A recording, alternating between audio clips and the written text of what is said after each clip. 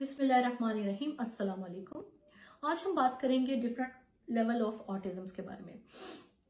Autism के different level हैं, जैसे कि मैंने अपनी पिछली वीडियोस में भी बताया था कि वैरायटी ऑफ प्रॉब्लम्स जो हैं ऑटिज्म के अम्ब्रेला के अंडर डाल दी गई हैं 2013 से, जब इन लोगों ने DSM-4 लेवल को टूल को अपग्रेड करके DSM-5 टूल जो है, जो कि बच्चों के डायग्नोसिस में इस्तेमाल किया जाता है, अपग्रेड किया था।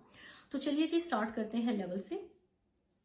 जब बच्चों का डायग्नोसिस दिया जाता है तो उसमें एक प्रॉपर टीम होती है, जिसमें psychologist, occupational therapist, speech therapist और ऑक्यूपेशनल पीडियाट्रिशियन होता है। पेरेंट्स को क्वेश्चनियर दिया जाता है, जिसके बिहाफ पे उनको पता चलता है कि बच्चा माइल्ड है, मॉडरेट है या स्वेयर है। कुछ कंट्रीज में माइल्ड, मॉडरेट और स्वेयर के वर्ड्स यूज किए जाते हैं, और कुछ कंट्रीज में लेवल दिए जाते हैं 1, 2 और 3। उस क्वेश्चनियर को देखते हुए जो पेरेंट्स को फिल करने के लिए दिया जाता है, हमें पता चलता है कि बच्चा किस कैटेगरी में फॉल करता है और बच्चे को कितनी सपोर्ट की जरूरत है। पहले हम बात करते हैं लेवल 1 की, जिसमें हाई फंक्शनिंग ऑटिस्टिक बच्चे आते हैं। ये बच्चे न्यूरोटिपिकल बच्चों से बहुत कम या ज्यादा तो नहीं कह सकते, कम ही इंटेलिजेंट होते हैं। लिटिल बिट इनमें फर्क होता है। ये बच्चे नंबर्स में, कलरिंग में, म्यूजिक में, स्केचिंग में, रीडिंग में बहुत इंटेलिजेंट होते हैं।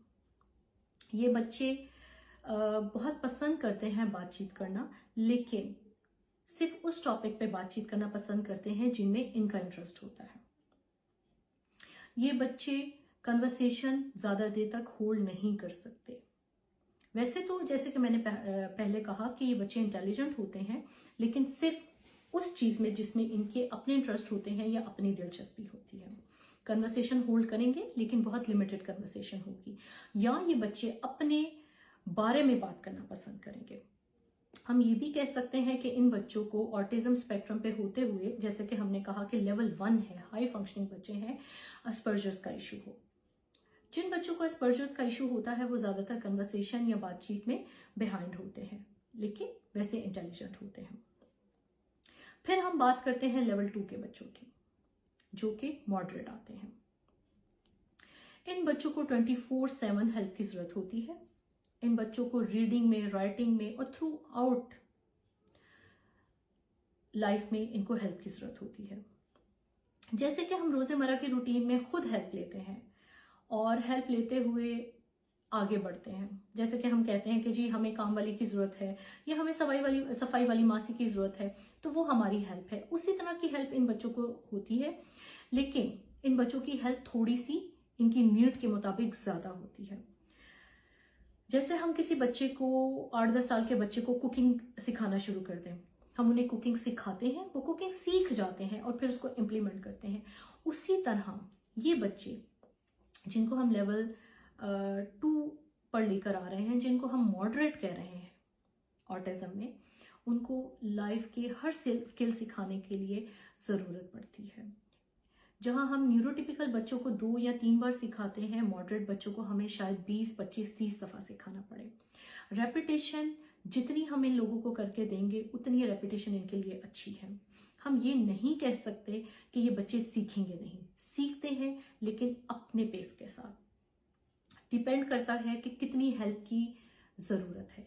इन बच्चों को कन्वर्सेशन में बहुत प्रॉब्लम होती है। ये बच्चे सोशलाइज नहीं होते, और अगर होते हैं तो लेवल 1 के बच्चों की तरह इनको बातचीत करने के लिए बहुत ज्यादा सपोर्ट की जरूरत है।